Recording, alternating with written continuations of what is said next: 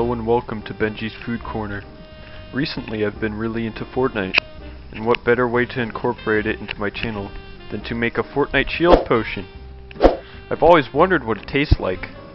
But before we begin, in my last episode I started the hashtag Benji's Food Corner for people to submit their cheese and cracker plates.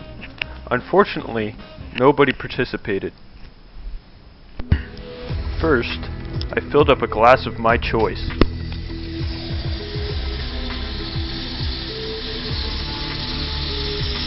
Then, I carefully deposited 3 magic Fortnite droplets.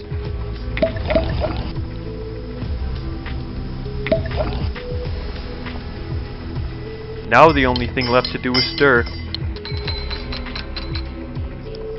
What does it taste like? I'm not telling.